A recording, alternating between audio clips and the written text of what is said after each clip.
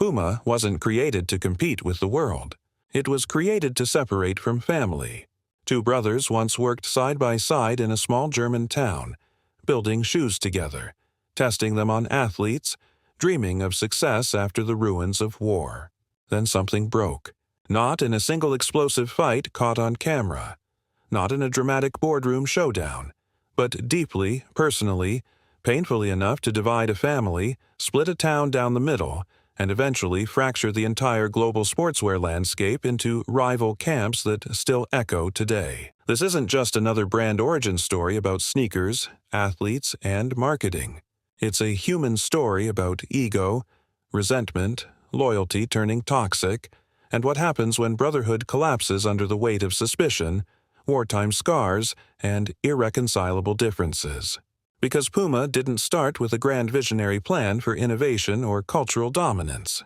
It started with a fracture, a painful separation that became its founding DNA. And that fracture, that sense of being the outsider, the alternative, still quietly defines everything about the brand today. On the surface, Puma looks like any other major global sportswear player in 2026. You see athletes wearing it, sleek sneakers on city streets, high-profile collaborations with musicians and fashion icons, bold campaigns blending performance with lifestyle. It has its place among the giants, not always the biggest, but undeniably present. But its origin story is anything but clean or heroic. In the small Bavarian town of Herzogenaurach, two brothers, Adolf Adi Dassler and Rudolf Rudi Dassler, once operated as a single force. In the 1920s, they founded the Gebrüder Dassler Schuhfabrik, Dassler Brothers Shoe Factory. They worked together closely. Adi focused on design and technical innovation, while Rudi handled sales and marketing. Their shoes gained recognition, even worn by athletes at the 1936 Olympics. For years, they were united in ambition, pushing each other to improve craftsmanship in a post-World War I Germany struggling to rebuild. The factory became a local success story, employing dozens and putting Herzogenaurach on the map for quality athletic footwear, until they weren't. The partnership that had survived economic hardship began to crack under the pressures of family dynamics, differing personalities, and the shadows of larger historical events. No single account agrees completely on the exact spark that ignited the final rupture. Historians and locals have debated it for decades. Some point to business disagreements over strategy and credit for innovations. Others highlight growing personal resentment between the brothers and especially between their wives, who were forced to share the same villa and clashed constantly. There are accounts of deeper wartime suspicions. Rudolf reportedly believed his brother had something to do with his conscription into the army and subsequent brief imprisonment by Allied forces after the war. Both brothers had joined the Nazi Party in 1933, like many German businessmen of the era, adding another layer of complexity and mutual distrust in the chaotic post-war reckoning. Whatever the precise mix of ego, family strife, political tensions, and accumulated grievances, the outcome in 1948 was decisive and irreversible. The brothers abruptly dissolved their joint company. They divided the assets, the machinery, the materials, and even the workforce. Rudolf took roughly one-third of the employees, many from sales and marketing, while most of the technicians and designers stayed with Adi. In the middle of the night, Rudolf reportedly moved his family and operations across the Aurach River to the southern side of Herzogenaurach. Adolf kept the original site and rebranded his company as Adidas, a portmanteau of Adi and Dassler. Rudolf initially called his Ruda from Rudolf Dassler, but soon renamed it Puma, after the powerful, agile Big Cat. Same roots, same technical knowledge of shoemaking, same town. But now two fiercely independent companies with completely different trajectories and identities emerging from the pain of separation. The split wasn't just corporate paperwork. It was deeply personal. The brothers barely spoke again for the rest of their lives. The family feud extended far beyond the factory walls. The fracture didn't stop at the brothers, it infected the entire town. Herzogenaurach became a divided community. Factories were physically separated by the Aurach River. Workers had to choose sides. Loyalty to one brother or the other determined where you worked and often shaped your social life. Families were torn. Marriages between employees of the two companies were discouraged or frowned upon. Even churches, bakeries, barbershops, and bars aligned with one brand or the other. Locals developed a peculiar habit. Before greeting someone or engaging in conversation, they would glance down at their shoes to see whether they wore adidas or Puma. This earned the town the lasting nickname, the Town of Bent Necks, a visual symbol of how deeply brand loyalty and rivalry had embedded itself into everyday identity and social judgment. Adidas, under Adi's leadership, cultivated an image of disciplined performance, technical precision, and structured excellence, the reliable choice for serious athletes. Puma, born from Rudolph's side of the split, developed a sharper, more rebellious edge. It positioned itself as faster, bolder, less rigidly controlled, the alternative that didn't try to be the establishment but responded to it. The shoes people wore became silent signals of allegiance, identity, and which side of the family and town fracture they stood on. What began as a private sibling quarrel had scaled into a cultural and economic divide that defined life in Herzogenaurach for generations.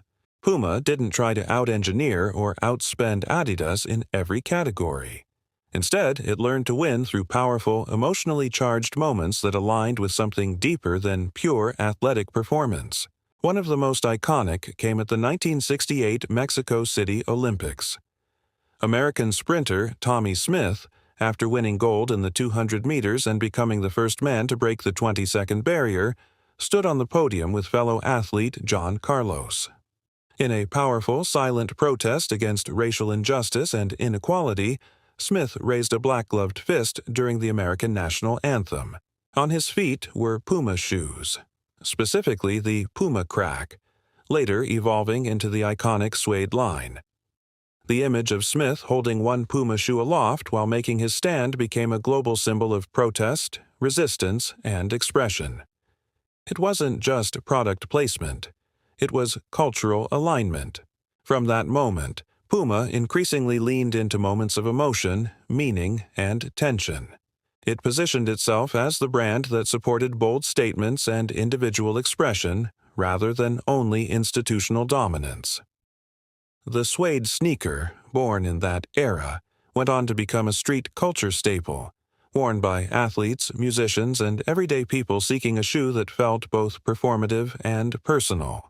But behind the carefully cultivated identity of rebellion and cultural edge lies the same stubborn manufacturing reality that every major footwear brand navigates. Like Nike and Adidas, Puma does not own most of its production facilities. It relies on a global network of independent contract manufacturers. The vast majority of its footwear and apparel is produced in Asia, with key sourcing countries including Vietnam, China, Indonesia, Cambodia, Bangladesh, and India. Vietnam has been particularly significant in recent years, alongside other hubs where labor costs, scale, and supply chain infrastructure allow competitive pricing and volume. Puma publishes supplier lists and engages in audits, worker engagement programs, and sustainability initiatives.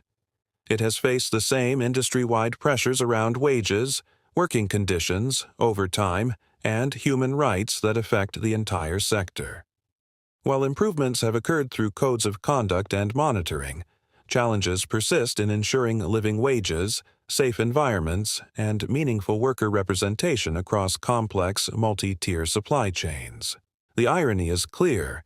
The brand, born from a spirit of separation and independence, still operates within the same global outsourcing system as its rivals. The shoes that symbolize personal expression and cultural rebellion for consumers are assembled through repetitive labor, cost optimization, and the economic realities of moving production where conditions allow brands to maintain margins.